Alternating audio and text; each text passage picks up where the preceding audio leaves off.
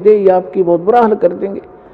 तो पुण्यात्माओं, ये ना समझना कि आप ठीक नहीं होगे, सभी ठीक होंगे, लेकिन परमात्मा अपने हिसाब से करेगा और लेकिन आप पर आपत्ति नहीं आने देगा। तो इसलिए आप परमात्मा के इस ऑपरेशन में जो कर रहा है इसमें ऑब्जेक्शन मत करना। जैसे कोई रोगी है और डॉक्टर के पास जाता है, डॉक्टर अपने हिसाब से कर रहा है, तो उसमें बीच में अगर मरीज अपनी टांग अड़ावे कि ना ऐसे नहीं ऐसे कर दे, तो वो काम बिगाड़ देगा, वो ऑपरेशन खराब हो जाएगा उसका। तो परमात्मा आपको सुख देगा, आपके सिर पर हाथ रखेगा, आपके बच्चों की सुरक्षा करेगा और आपको मोक्ष देगा। आप विश्वास के साथ लगे रहना। बोलो सतगुरुदेव।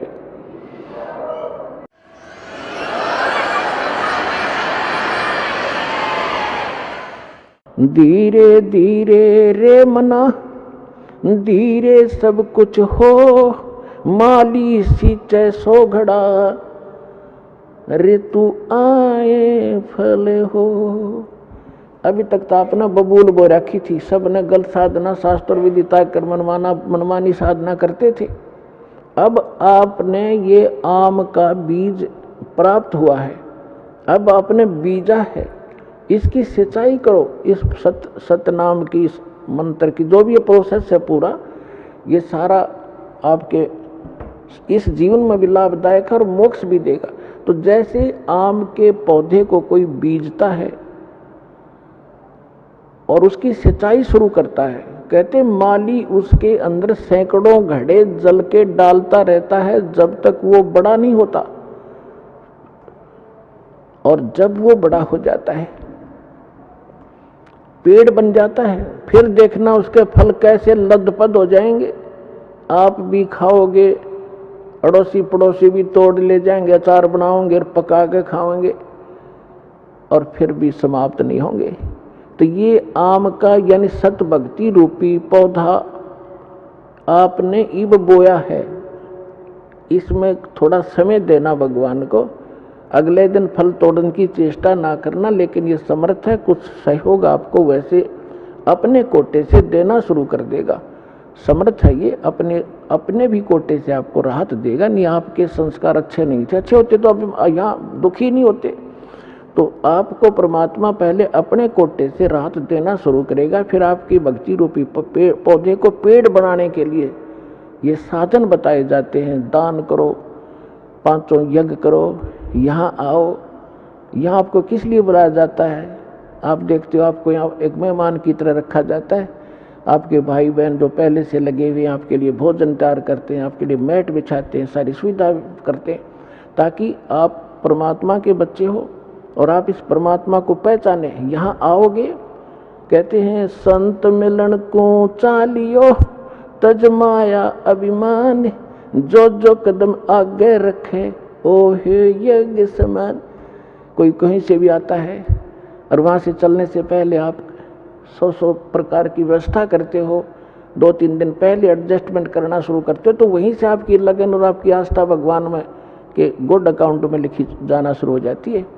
और फिर यहाँ आते हो, एक ये करने में लाखों रुपए लगा करते थे राजा लोग, और आपको क्या बताया है कि संत मिलन को चालियो। इस विश्व में पुण्यात्मा संत नहीं कोई, इस दास के अतिरिक्त। अभिमान ना समझना, ये मालिक का कुत्ता है और उसने ये संत बना दिया। और संत में वो गुण होते हैं जो भगवान ने बता रखे। संत मिलन को चालियो, तज माया अभिमान, और जो जो कदम आगे रखे ओ हे यज्ञ समान।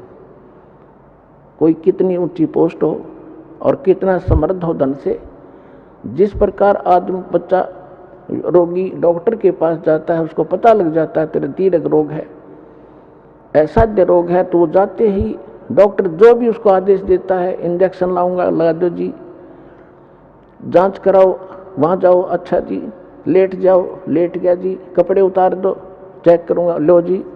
तो कोई अभिमान नहीं रखता, चाहे कितना बड़ा पद हुआ, उसको उसमें पद दिखाई नहीं देता, उसमें अपनी जान दिखाई देती है। तो यहाँ जब आप इस परमात्मा के लिए चलो, एक बालक बन के, एक अधीन, एक रोगी समझ के, वैसे तो आपको ज्ञान हो जाएगा धीरे धीरे जीव की औकात क्या है। अब फुला फिरा बकवाद करे 2 मिनट में पैरालिसिस हो जावे, बांगा मुंह हो जा, मुंह मक्खी निकले और बढ़े इसके अंदर, मुंह बंद भी नहीं कर सकता। तो जीव की औकात का यहाँ पता लगता है इस ज्ञान से, हम क्या हैं, कितना सामर्थ्य है।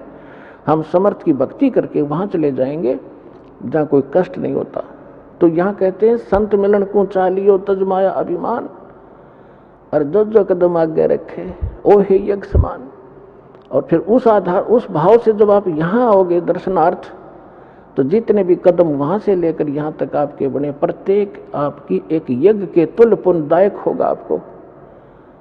और फिर यहाँ पर 5 यज्ञ करवाई जाती हैं। प्रथम एक यज्ञ है धर्म की, आपका जो पैसा दान आता है, यहाँ भंडारे खुले चलते हैं, कहीं शेड लगाया जाता है, पंखे लाए जाते हैं, आपके लिए सारी व्यवस्था होती है। तो जैसा कि आप पुराणों में पढ़ा करते थे, शिव पुराण, विष्णु पुराण में आपको बताया है कि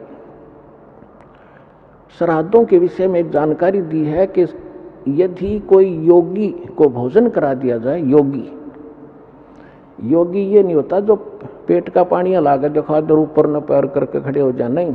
योगी माने परमात्मा से मिलने की जो चेष्टा सद्भक्ति कर रहा है, साधक, सत्य साधक को योगी कहते हैं, भक्त। तो जो एक भक्त को भोजन करा दिया जाए तो 1000 जो ब्राह्मण बुला रखे हो ना सारा आदमी जीवने के लिए, उनका भी उद्धार करे और यजमान का भी करे और उन पितरों का भी करे जिसके लिए तुम प्रयत्न कर रहे हो। और यहाँ आप सारे योगी हो, और यहाँ जो आपके निमित्त दान होता है, फिर आपको भोजन भंडारा होता है, तो इससे आपका भी उद्धार, आपके पितरों तक का भी उद्धार हो जाएगा। तो आपके द्वारा जो दिया गया दान है आपको यहाँ सफल करेगा। जैसे परमात्मा हर प्रत्येक ग्रंथ बताता है कि कुपात्र को किया हुआ दान व्यर्थ होता है और सुपात्र को दिया हुआ दान सफल होता है। फिर परमात्मा साथ साथ बताते हैं, एक यज्ञ है धर्म की, दूसरी यज्ञ है ध्यान, और तीसरी यज्ञ हवन की, चौथी यज्ञ परिणाम, और 5वीं यज्ञ है ज्ञान की। तो यहाँ 5 यज्ञ करवाए जाते हैं आपको। आप प्रणाम यज्ञ है, जैसे आप दंडोत प्रणाम करते हैं, लेकिन हृदय से करे, देखा देखी करी हुई उस प्रणाम का पुण्य नहीं मिलेगा। जैसे परमात्मा की वाणी में लिखा है, जय गोपाल दंडवत करो, बावें पैरों पड़ प्रणाम, पर दुआ करो दिल पाक से, असल सलाम। पाक दिल से, सच्ची श्रद्धा से प्रणाम करो, नम्रता से। नम्र देखो, प्रणाम का उद्देश्य क्या है? आपको विनम्र बनाने के लिए कि इंसान में अभिमान ना रहे, और जब तक अभिमान रहेगा भगवान प्रसन्न नहीं हो सकता। और जैसे रावण ने जो साधना भक्ति की, पुण्यात्माओं आप तो लाख जन्म नहीं कर सकते, इतनी कुर्बानी यहाँ से काट कर चढ़ा दिया, लेकिन एक त्रुटि रही, उसने अभिमान नहीं गया, और वो अभिमान उसको खा गया, लेकर डूब गया। कुल का नाश कराया, अपना नाश कराया, भक्ति नाश करा लिया। तो सबसे पहले अपने भगत के अंदर आधीनी होनी चाहिए। एक प्रमाण बताया है परमात्मा ने, एक उदाहरण दिया है। एक अजाजील नाम का भक्त था, साधक था।